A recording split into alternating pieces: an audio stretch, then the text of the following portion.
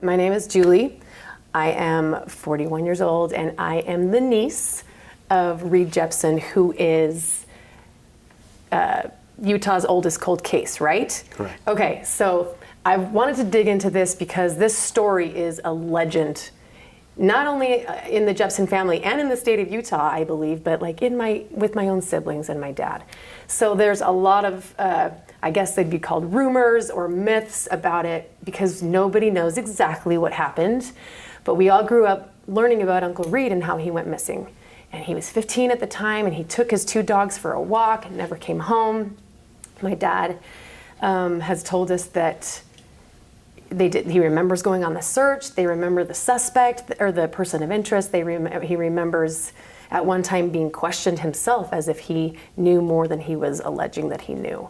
So I kind of want to clear the air for my own posterity, my own kids, my siblings, nieces and nephews, because we are all wondering what the heck happened. And I guess you were the person that knew the most. So Detective Cody Lougy, tell us what you know, what you found out, and how this reopened. Okay, so I was attached to the homicide missing person unit here at the Salt Lake City Police Department, and I received a call from Suzanne, and she had called to say, hey, I seen a news story where the Sheriff's Department located some bones up Mill Creek Canyon, some human remains, and she was wondering if there was any way to know if that was her missing brother Reed. Okay, this is where I'll push pause. Okay, so this is the rumor going around in my family and among my cousins. We thought, or we heard that were there ever 2 bags of bones in a backyard? Okay, we're going to get to that. Okay, so this is different. Okay. This is different. This is what opened the case and got me involved back in May 12th of 2010. Because I've never even heard about bones in Mill Creek Canyon. Yeah. Maybe they're unrelated. Yeah. Okay. And so she had asked about that, and I said, can you tell me a little bit about your brother who was missing? And she gave me his name and his date of birth, and I quickly typed it into my database, into my computer, and I couldn't find anything. I'm like, I'm not seeing anything in the system. Can you give me some more information? Where did this happen? What was the date? And she gave me some information, and then I started doing some research and discovered that this case was sold back in 1964. It was placed on microfiche down in our records unit. So I went and pulled the case and started looking at the case, and we quickly discovered that the bones in Mill Creek were not the remains of Reed Jeppson. They discovered it was remains from a missing person, I think a hiker or a hunter, and there was some identification. There was something there that indicated it wasn't that old, and it wasn't Reed Jeppson. Ironically, I didn't know anything about it, and I was over the missing persons for the department, and so I didn't know anything about it. It just so happened to be National Missing Persons Week that week, and our public relations unit director, Laura Jones, she got wind of this or heard about it and started asking me about it, and she's like, I would like to highlight a case. And I'm like, how about this one? Let's put this out in the media. This was a missing person case, and there's no closure from 1964. It's now 2010. This may be a good case to highlight. And at the same time, I had just got trained on a federal program called NAMUS that basically connects decedents, dead bodies, to missing people through DNA, through dental records, through fingerprints, through tattoos, through all this technology. And it basically connects departments, jurisdictions, counties, and states onto one database. So we're sharing all this information. And they do that through those things I just mentioned. And they were also going to pay for DNA testing, which is very expensive. Wow. And so we decided, I checked with Suzanne. I said we'd like to highlight this for our National Missing Person Week, and I'd also like to collect DNA from everyone in your family and upload it into CODIS, into the Combined DNA Index System database, to see if we have a match, to see if maybe somebody's recovered his body in another state or another jurisdiction, and we just don't know it. And so they agreed to that, and on that day we had a press release, and we covered your Uncle Reed. Okay, so you came onto the case, 50 years later? 65 years later? Yeah. How long has he been? I think it's since 1964. So I think it was, Utah's oldest cold case. So what I understood, and this is what I found out growing up as a little kid, that like I said, he took his two dogs out for a walk, and then recently case was reopened. I mean, it was never closed because it's cold, but it was reactivated because we were under the impression that there was a family that had moved into the home of the person of interest, and in the backyard they were renovating or landscaping and putting paintball stuff in or something, and they found two bags, garbage bags. I don't know if they were buried, and they opened one up, and one had a bunch of dog bones cut up. And the other bag was never opened because it smelled so bad. And so those were put in the trash. And then 3 years later, or I don't know how long it was reactivated, and the people that were watching, that lived in the home, watched that it was reopened and were like, oh my gosh, we found bones. Right. We found dog bones. And then they contacted the police department. So is any of that true? Okay, yeah, so what had happened is we had aired the story. All the news stations covered, Jeppson's story, covered the missing person. They covered the fact that it was the oldest missing person case in our department, and it aired on all the news stations. And the very next day, we received a call from a neighbor, Mary Jane, who lives right next to where we'd lived at.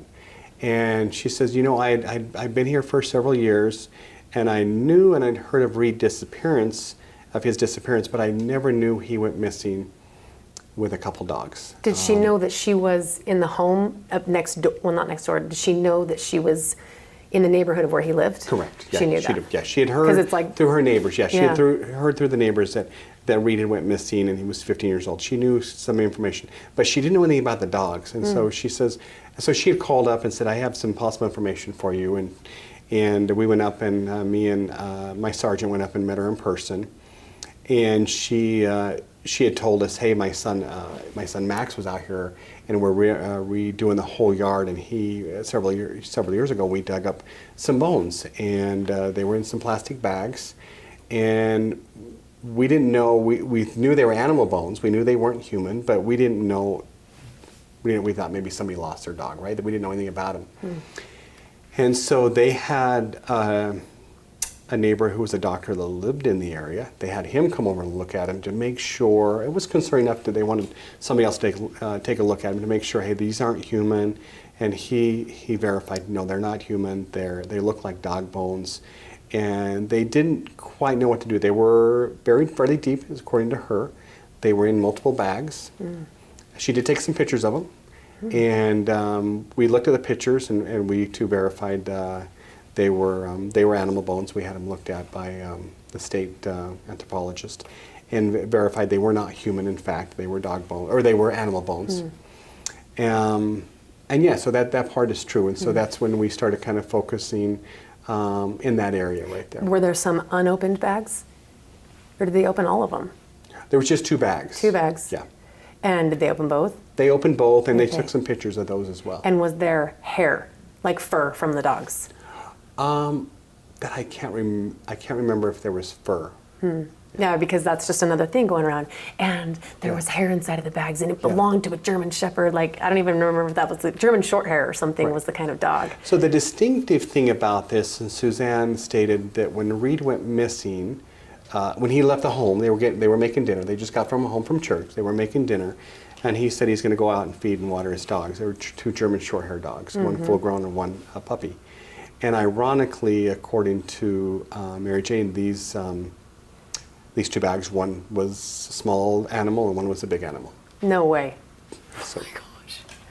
Okay, so next, so they saw it on the news and said that they had information. How many years had passed since they threw the bags away? oh, I think that'd been 2 or 3 years. Yeah, I think. And she saved the pictures? Yeah, she did have the pictures. Yeah, and I think they were on her. I can't remember exactly, but we have the pictures in our case file. Oh, no way. Yeah. Okay, so then you start to, what it's looking like, it's exciting. It's like, oh my gosh, let's open this up. Let's do some more digging. Like, what happened from there? So from there, we were very focused on that area because that was an important component of this investigation. So we started focusing on that area, and that we focused on an individual that was living in that area at the time, and we started doing our homework there. And so we called National Center for Missing and Exploited Children, their network. They have a lot of resources, and so they helped us do an age progression picture of Reed, what he would look like today. Yeah. We released that out to the media as well as what he looked like when he went missing when he was 15, and gave the dates, time, location. And they came out with some great resources. They came out with some ground penetrating radar that can look through cement foundations and look through some areas. So they used that. So we through the coordination of the new homeowner, they gave us permission, and we spent a full day there. We had cadaver dogs as well. We had ground penetrating radar. We had our whole homicide team up there, along with his name's Wally, along with his team of dogs and cadaver dogs, and we just did a huge search. And we had Suzanne, and I'm not sure if your dad was there, but I know this. I was there. You were there, okay. I wasn't okay. there on scene. I was.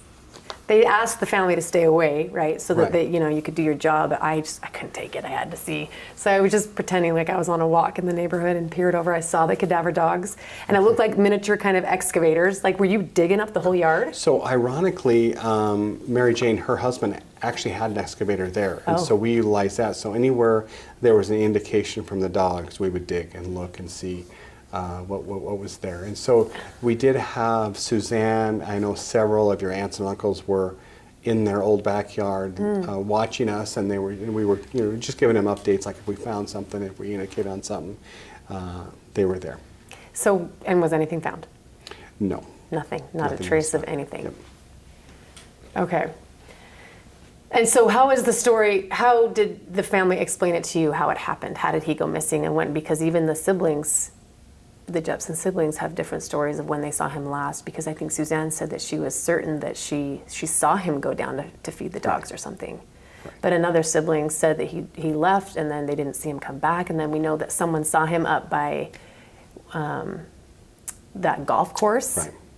I mean, so how do you verify, like, which of their stories is right? Are they all right, and we're just missing people? Like, what do you believe So happened? there were several sightings.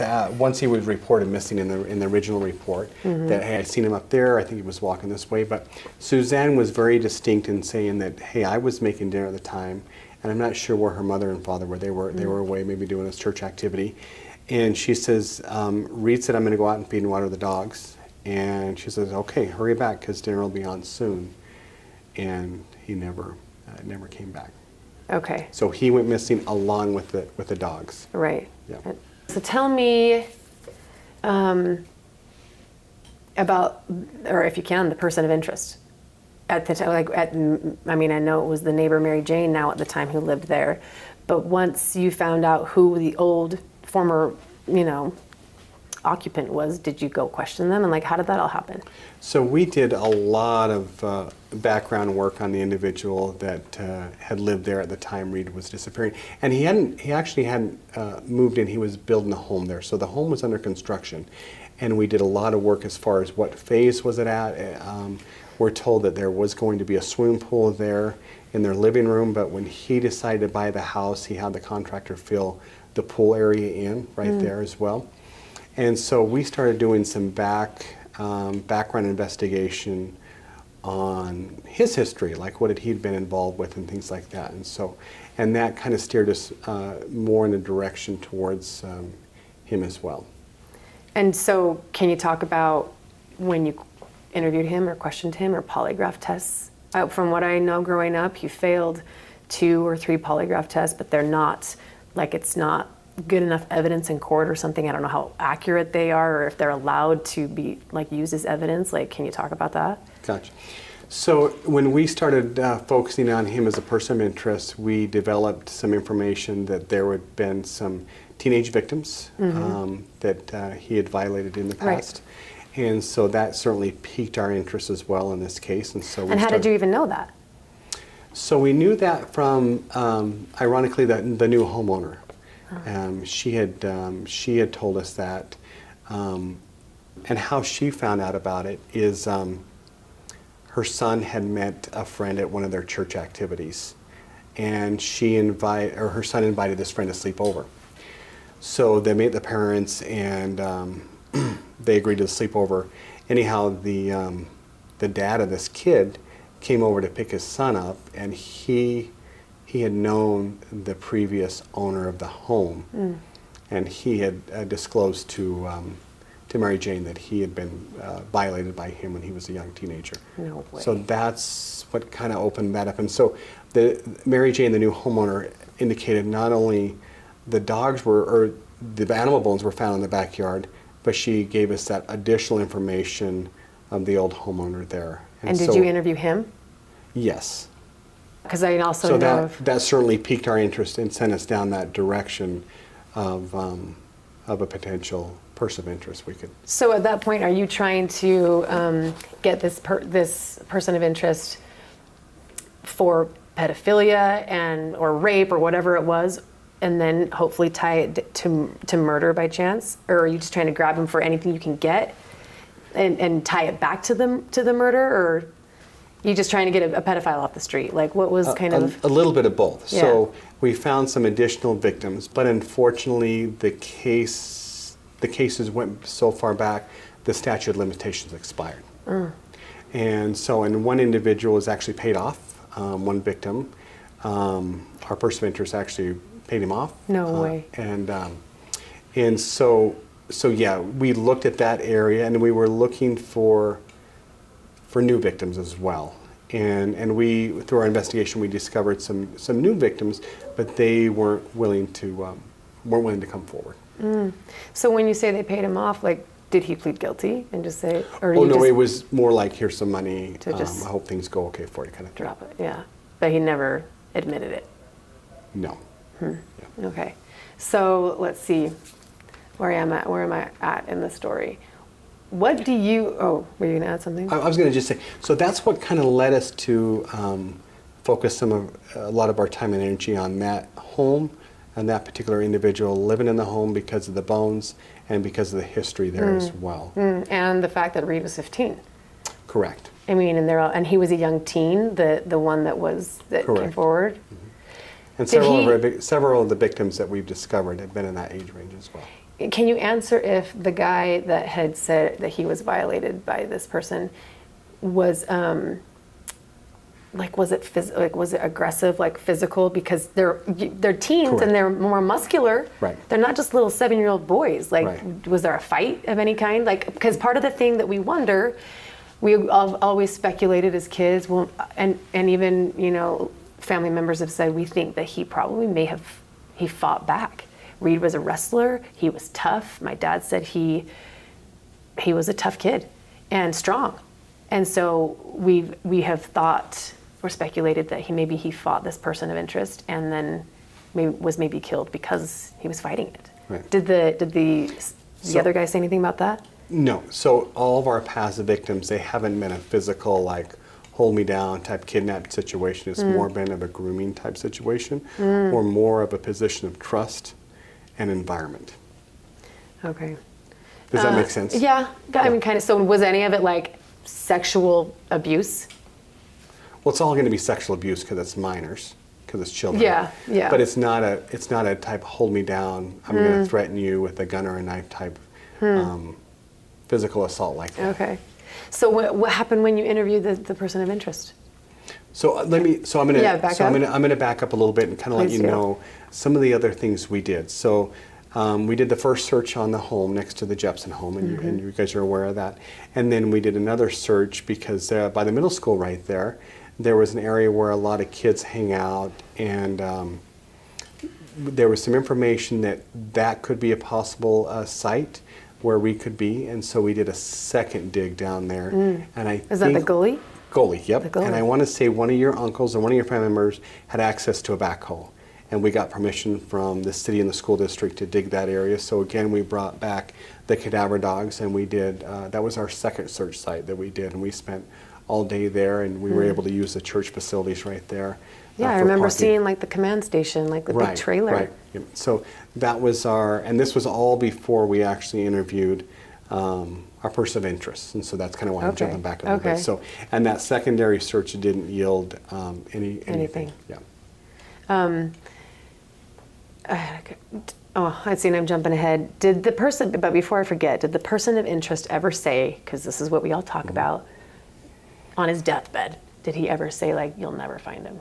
Or no one will ever know what happened to Reed Jeppson? Not to my knowledge. Not to your knowledge. Okay. Yeah, because this is what we all talk about. Like, Yeah. oh, you heard that, and that's why I want to like Well, clear that's- this. No, and I would hope I think I develop a good relationship with the person of interest, the relatives, and next of kin. And so I would think if that would have been the case, they would have notified me. They would have, because they were good people. Correct. Yeah. Yeah, they would have said, hey, we want them to kind of. I mean, there is a video on YouTube of the daughter of this person, and she's not accusing or anything, but she is aware of the Jeppson family hurt, and she was apologetic, just because she's like, I don't know if this happened, but if it did, like, I'm so sorry, and if any member of the Jeppson family sees this, I mean, so she posted that on YouTube. I didn't know that. Yeah, looking for the family. Did you know that?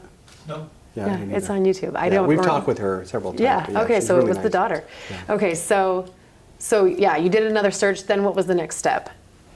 So the next step was, of course, we've had the bones analyzed. We've got Reed Does it tell Jeppson. you what kind of dog? The bones? No, I don't believe it. Just said the only distinctive thing they could say is it was small and large, which Wow. ironically that's what Reed had. So, so our next step was we did an exhaustive investigation. We interviewed family members of the person of interest. We interviewed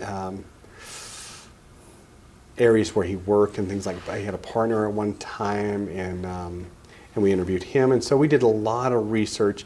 And yeah, we were looking for anything current that we could criminally charge for a sexual assault involving a child.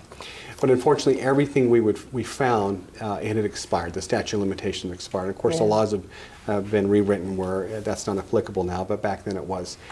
And so our next step is we interviewed him. We set up an interview with him, and he allowed us in, and we recorded the interview. There was two detectives, myself and another detective, and we questioned him, and he denied any involvement, and he did take it's called a voice stress analyzer test. It's a little different than a lie detector test, and he did take that. And the first one, he didn't pass, but he was really up. We had left, and we had told him the results, and he had called us back to the home and said, "Yeah, I want to do this again."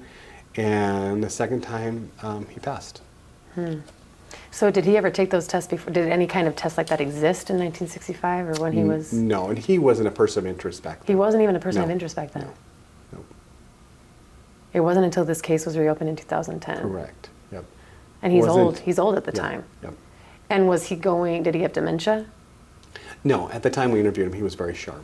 I don't know what happened later, but I know some other detectives interviewed him after I left the homicide, and I don't know too much about their involvement. Maybe Detective Parks knows, but as we look back at this case back in 1964, what we know now about child molestation and how we talk about it and how we approach it is entirely different on how they approached it back in 1964, and especially if you're dealing with somebody of his status, right? Yeah. I mean, you didn't accuse A doctor. Yeah, Wasn't he a doctor? Yeah, you didn't accuse Oh.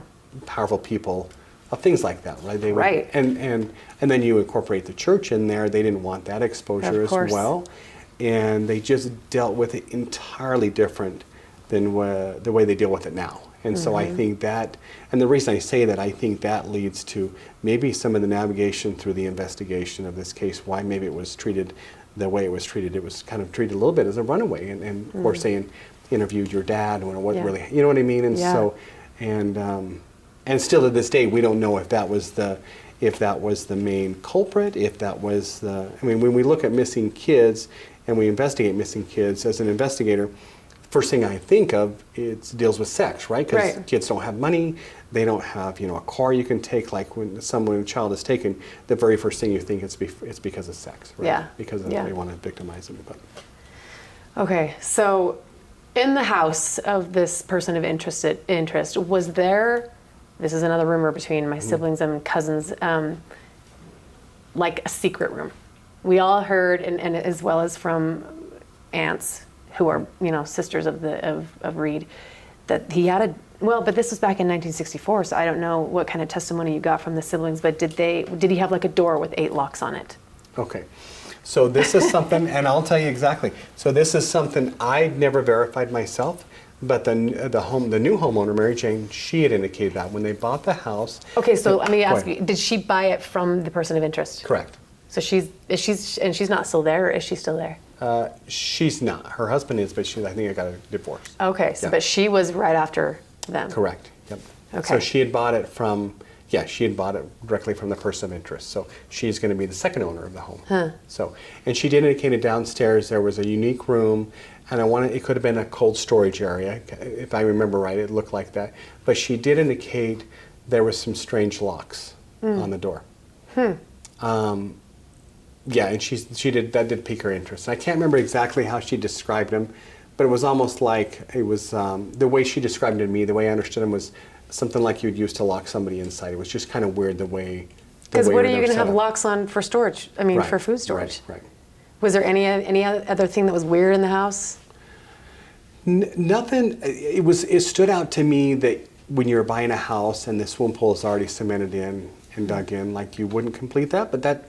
People have different things, like I kind of thought at the time I kind of thought that was strange, but then maybe he just didn't want to deal with the maintenance of a pool, or he was worried about his kids, and so that, for me, I just recall that was a little bit different. Like, dude, it's already dug out, it's cemented in. Why not just increase the value of your home and put it in? But so that stood out to me a little bit. What else? What about?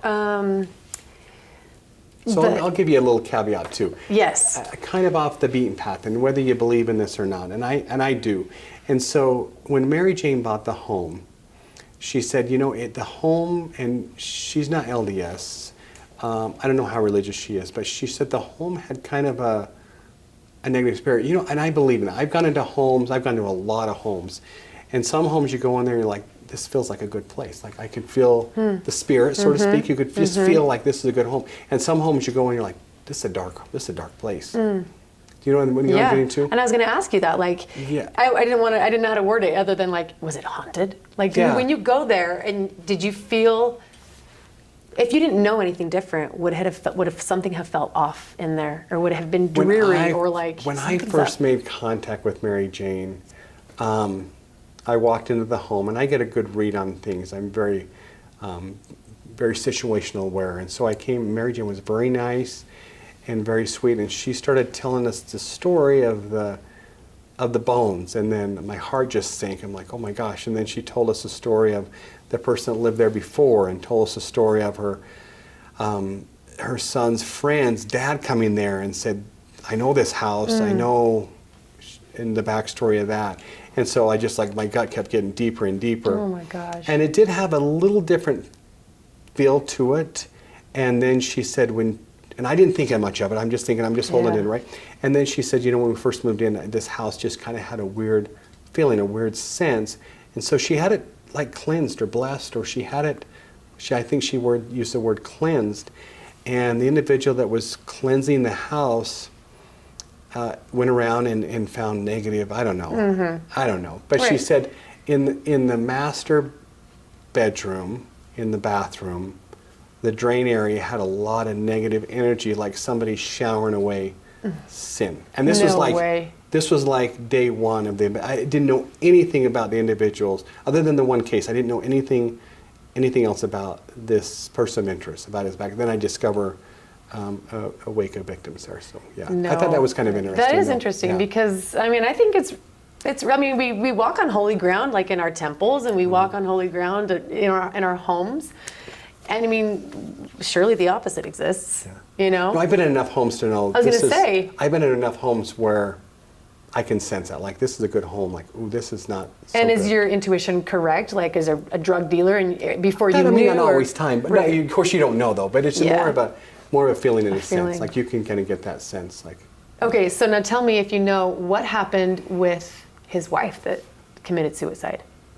So I know she was a psychiatrist, and I don't know much about I know she had just committed suicide up by the university, up in the foothills up there. But I don't know what happened or what caused that. So speculation among the cousins and myself is that she knew and couldn't live with the fact that her husband was a secret pedophile and murderer, and then the people that live in my dad's house now have said that she was found like half buried when they found her body. So like who would Right. do a crap job burying her, whatever, or... So I can't, I never confirmed that she knew anything what was going on. And that's How much later did she die? Oh, I can't remember. Gordon, do you remember? Yeah. I can't remember how much later she passed away or she committed suicide. But I can tell you if the kids would have said, hey, my mom killed herself because she found out about Dad, like I would have known, that would have been something to know. But no, nobody knew, I can tell you nobody knew anything until I talked with the person of interest siblings. Like nobody knew, the daughter maybe suspect a little bit, but nobody knew anything about them, yeah. How were For all intents and purposes, good LDS guy, went to church, like everything was on the up and up, and yeah. How many victims did you know about that were violated by him? I would say that I know probably 5 to 6 at least. I was going to ask about his kids. Was he a good dad? Did they love him, or were they ever worried about the way he treated them? Like, was there any suspicion? Were any of the kids, when you interviewed them, like, I can see that? No. None of them? No. Okay. So, and then I guess all I have left is like, what do you think happened? After you're the one that knows most about this case. You've interviewed the most people, the DNA, the swabs, the digging. I mean, what do you think happened after all of these interviews and data? All this work that I've done, yes. Yes, because how long did you work on this? So 8 hours a day. I worked on this, and it wasn't in between. We had homicides and other cases would pop up. But we did, or I did spend a lot of time on this case, and really, it was interesting. This case, my wife shares the same birthday as Reed. Oh, really? And so I was sharing and talking with her. I'm like, I'm working this case, and so she got in looking at it, and she's like, yeah, he's got the same birth. And I didn't make the connection, and I think she made the connection. And she started having some dreams, like, you're going to find him here, you need to look here, and which was kind of interesting. But so for me, I dedicated a lot of time and energy, and I was really hopeful we would find Reed and bring some closure, whether it was in the backyard or in the ditch by the middle school there. I'm going to interrupt you because another speculation was that this doctor had access to the, how do you say, is it the incinerator? Crematory. Yes, or like where you can just, yeah. I mean, we've all talked about how, we think he killed him and he took him up and just burned his body and got rid of it. I mean, is that a possibility? We looked at that to see how, and it's hard for me because I don't know the procedures back then. So we have. But do doctors have access to that? So here's when we go on a dead body, if we don't see obvious trauma like stab wound, bullet, you know what I mean, anything obvious, and we know that this individual's been under some medical care, we can call the doctor and say, hey, Dr. Jones, are you willing to sign the death certificate?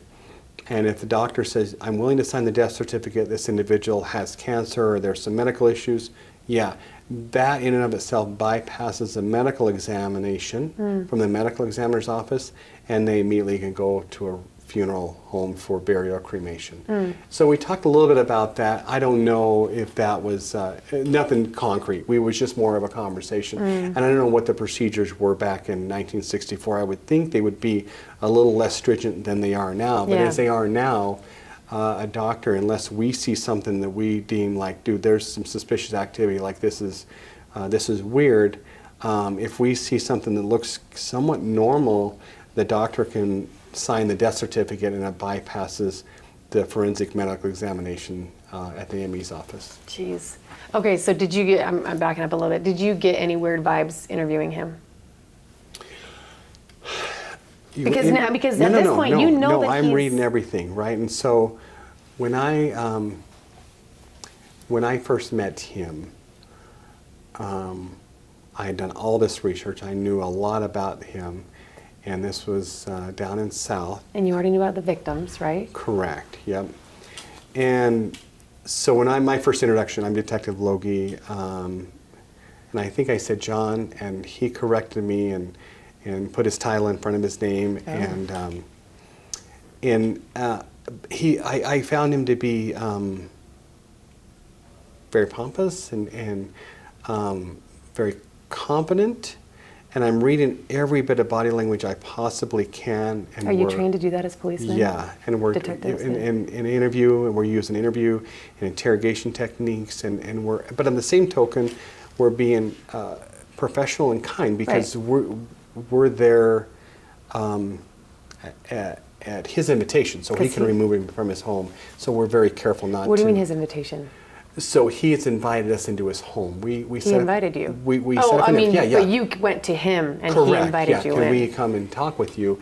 And so, yeah, he could say no and shut the door. So we're very cautious. We're very, very kind, and so we're saying we just want to clear the air, and we're doing this investigation. And I talked to him about some other people, and so yeah. And so, but so you're asking my feeling. Yeah. That's a tough one because it wasn't clear cut. Like for me, well, and these like, guys like in some interviews, I get done with the interview, I'm like, dude, this guy did it. Like he's got the telltale signs, like everything there. Yeah. This one wasn't like that. Really? Cold, absolutely. Well, and it's hard for me because I knew a whole other side of this guy. Yeah. Right. A whole other side. Right. Where he's just going to display in the side that he wants everybody to know. I know the whole other side, and so. Does he know you know that? Not yet. Oh yeah, right? he knows. Oh, he knows. Yeah, because I'm bringing up some information. I talk with so and so, but yeah. So yeah, some individuals you interview, and you like you don't know, and this would be one of them. Like it could have gone either way. Some individuals I interview are like, dude, this is we're on the right track, right? Yeah. And so this was one of those tough ones where. And some individuals I interview, like, I don't know, and then you find out, like, there's video of him doing it. I'm like, dude, I would never have guessed. Really? Because his interview is this, you know what I mean? Yeah, And so yeah. they get very... Well, they can put on a show when they need to. They get very smooth, yep. Yeah, I mean, maybe he had some narcissistic traits. I mean, the fact that he put his title before and corrected you. Right. That's so interesting. Okay, so, and then let me ask, when he failed the first polygraph, I mean, is it a polygraph? So it's called a voice stress analyzer. So it's a computer that measures your voice that you can't really hear, but the computer picks it up. And there's different dialects in your voice and stuff. When you're nervous, when you're lying, when you're being deceitful, maybe your voice cracks or something like that. Of course, you know, we always knew the telltale signs of when you ask your kids, hey, who ate my candy bar? And they say, huh? You're like, you're buying time for a lie, and like you know the common stuff. But the computer picks up not things that aren't so. So it's different. Is a polygraph a lie detector test? Is that? So the polygraph, we don't use them anymore. So that's the one where they hook up the blood pressure cuff and the sweat monitor to monitor your sweat. So now we use voice, and then we use an eye detect now. Now we detect your eyes, and the computer watches your eyes. And so you probably know a little bit more about this, Detective Parks, than I do. So it's quite interesting, but it's the latest technology. And it's very accurate, but it's nothing we can use. You can't use it. In court. And so it helps us as investigators to make sure maybe we're on the right path, but we use it as a tool for the investigation. I mean, is all the gulping, the way you blink your eyes, is that all a thing? Are you looking at all that when he's talking? Oh, for me as an interviewer, I'm looking at that too. Body language. And we do what's called baseline, where we come in, hey, I understand you worked in this field.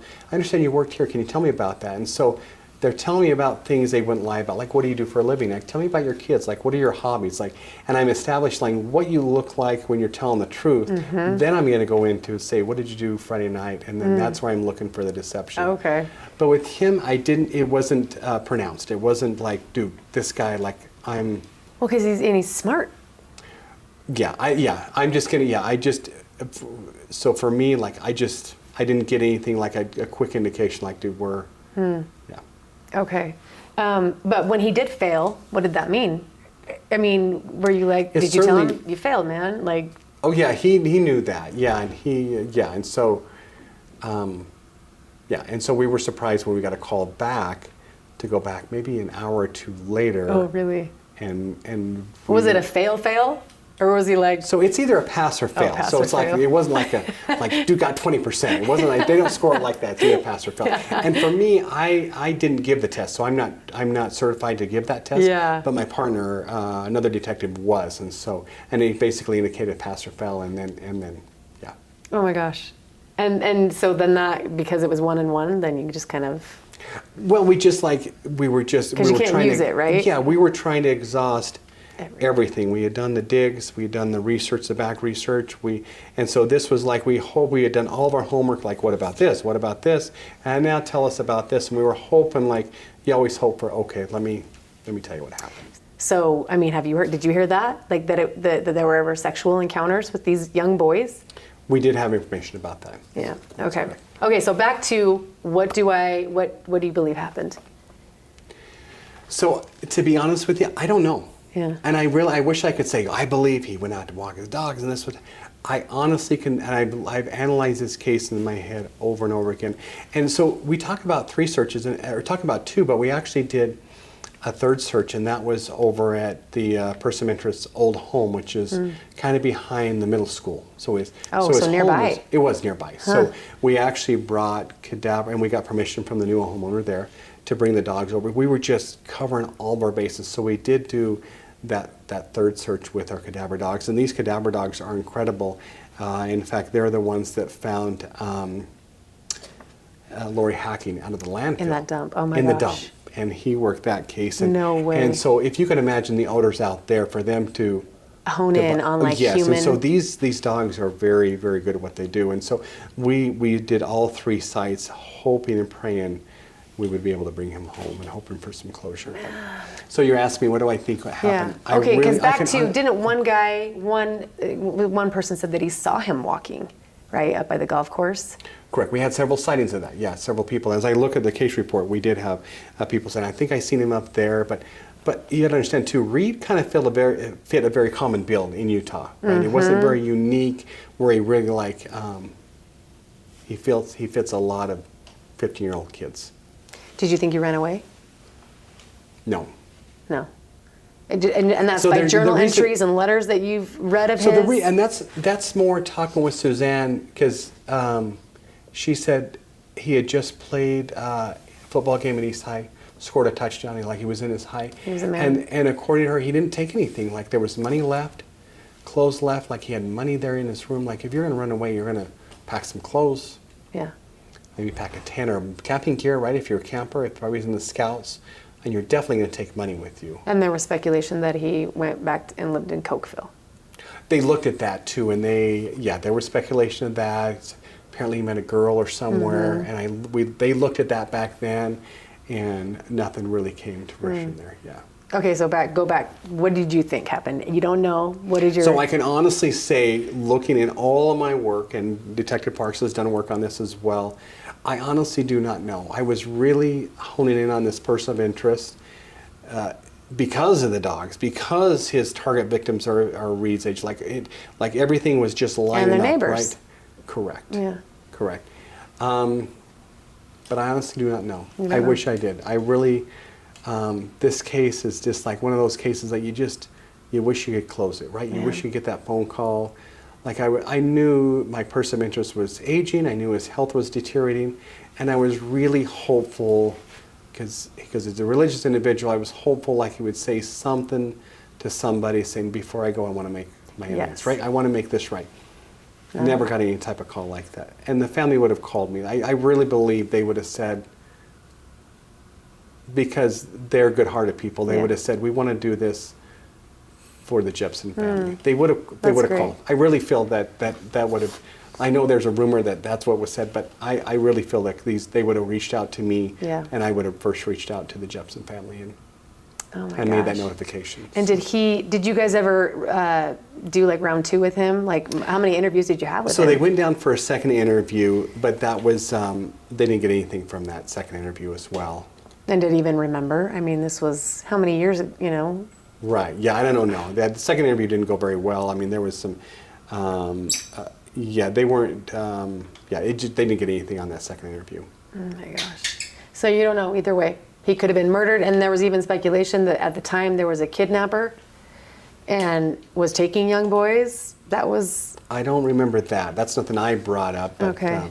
I'm sure if you look at any time in history, there's always somebody out there. You know what I mean? So going across state. But I don't remember looking at anything like that. Did the general majority of the police force believe that the person of interest committed murder, and the family as well, or did you all just kind of settle on, we really don't know? So I can tell you the first part of the investigation, we were gung-ho, like, dude, this is it. Like, we're going to find this kid, we're going to bring him home, we're going to get justice for not only him, for these other victims, like, because everything was lining up, like the dots were lining up, like everything was lining up. And then the more we investigated it, we knew we had a pedophile, but yeah, we were looking for some violence, we're looking for something, because, you know, there's a couple ways to victimize children, and the most popular way is by grooming, like you're buying them things, like, you know, you're a person of trust or a person of authority, right? And then you have those individuals that will use violence to sexually assault victims. And so in his past, we're not seeing that history with him. But like you just said, Reed would have been a fighter. He would have been a person that would tell his parents. Like most people that do that type of activity, they look for kids from broken homes. They look for kids who are isolated. They look for that weak kid. And Reed's not that area because he's got a good family, good siblings, strong in his church, like confident. Right? What was the statute? Or I mean, when did it expire? How many years? Like, did it at the time? So back then, and the laws were written back in the 60s, 70s, and even in the 80s, it was 4 years. And that's it? That's it, yeah. And they have since changed that. But yeah, as you look back, really kind of sad. Well, just because we didn't understand child molestation like we do. Yeah. We didn't understand the delay in reporting. Like an 8-year-old little girl's not going to report until she's 18 or out of the house, right? And we didn't understand, like, yeah, she's not going to report on her father because she needs to live there, right? And so now we understand the dynamics much more, and the laws have been rewritten. But we can't go back. We can't make the law retroactive. The law has to be charged on the law that was back in the 70s, 80s. And they still have to, even though it's been changed, you still go by. Correct. Yep. So if those laws were not in place, would you have been able to arrest him on the counts of the other people that had come forward? Correct. We would have. Yep. You would have been able to arrest him. Correct. If it would have happened now, and now we're just getting a report, absolutely. Yes, we would have been. You had enough evidence. All you need is people coming forward. Correct. Yep. And corroboration. Yep. Wow. Okay. And I have one more question. Oh, did you get to know Reed, like, I mean, through information, through anything that you read of his? Like, did you feel like you knew him as a kid? You know what I mean? So I didn't feel that way, but I felt like I knew his family. Like, I felt like this kid came from a dream family. I thought, you know what I mean? I looked at that, like the Von Trapp family, and just the love and affection and just the goodness there. Like, you just felt that very quickly, meeting Suzanne, meeting your aunts and uncles. Like, you just felt like the connection. Like, this kid is a good kid from a good family, and they're still and looking. I didn't see anything that would indicate why this individual would have ran away. Like, for me, like. Yeah, I think that's, for me personally, I can say that's off the table. The fact that he ran away, like, I don't see that at all. So in the beginning, you were more like, gung-ho, this is the guy, and then that tapered off to you weren't sure. Yes, I would say yeah. Yep, tapered. Yeah, for sure. We were. How come it tapered? We threw all the resources we possibly could at it. I mean, we threw a lot of resources at it, and we were on the track. But I can say in the end, we prevented future victims and stopped the victimization that was going on. Yeah, I can say that, and I thought, I thought about that. Maybe that was the point. That was the whole point. Yeah, right? I don't know. Just because he was busted and caught and correct. Because when we investigated him, there were people being victimized, but yeah. I love that perspective. That's a whole different way of looking at it, like preventing further damage. Because now he's under the limelight. Correct. And people were pulled. Access to victims were pulled.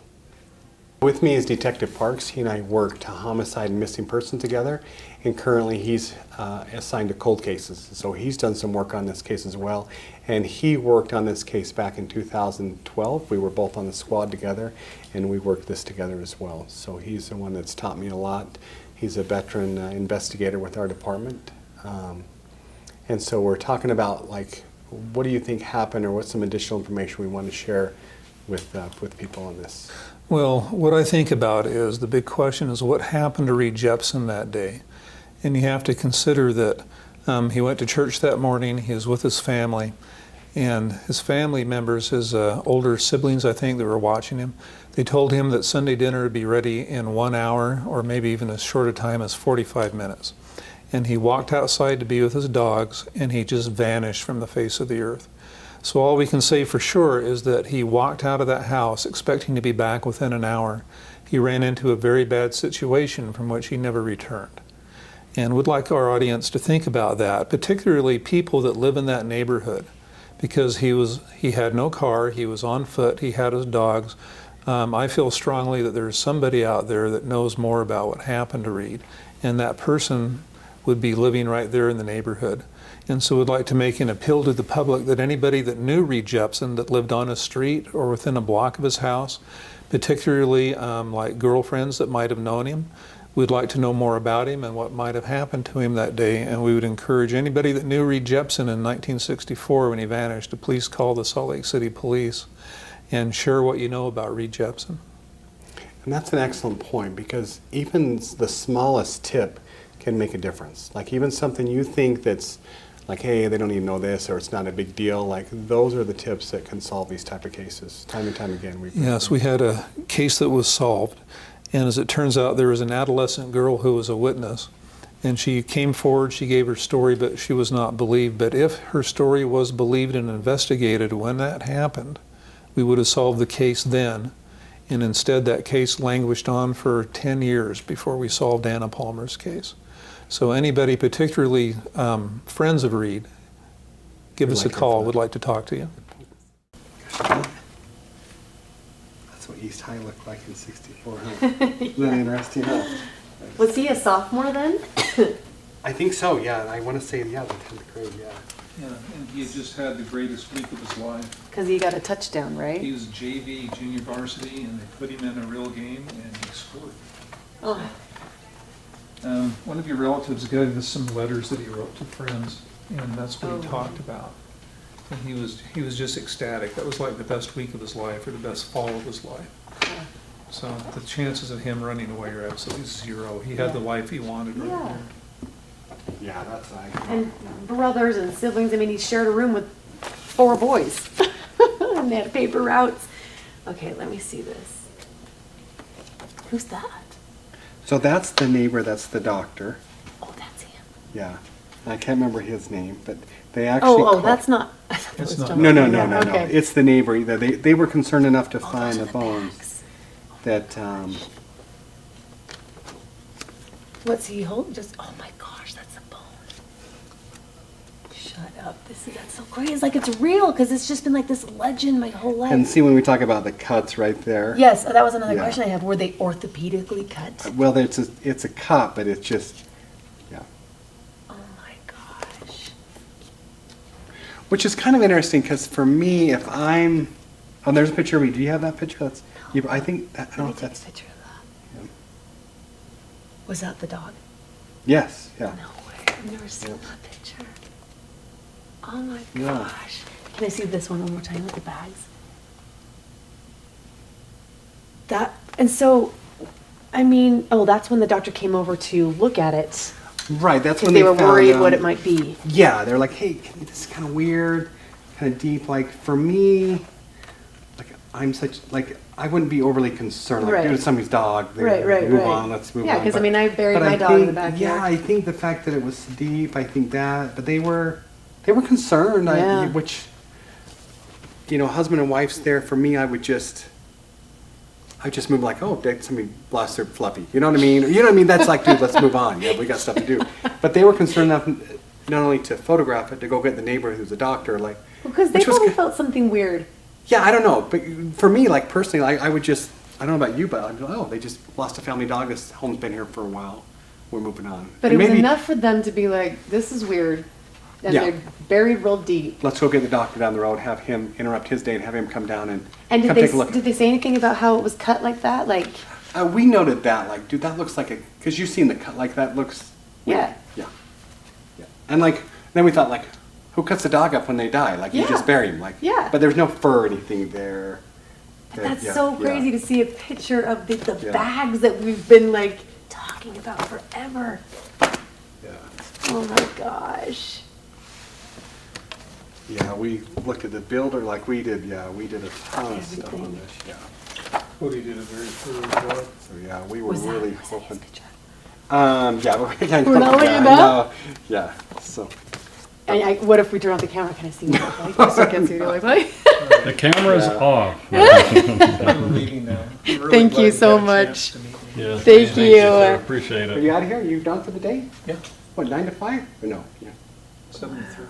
All right. Thanks for staying. Your thoughts, Okay. Julie?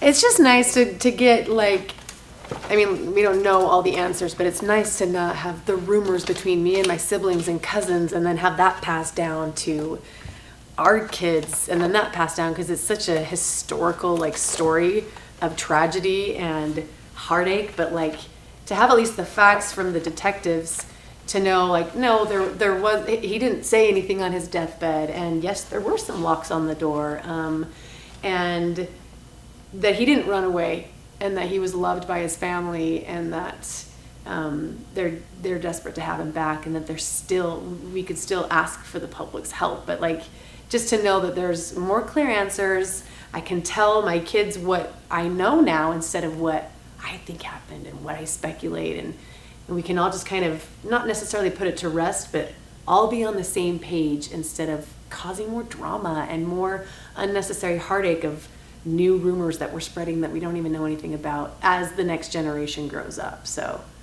thank you, Lieutenant, You bet. Thanks, man. for doing that. Wow. Over and out.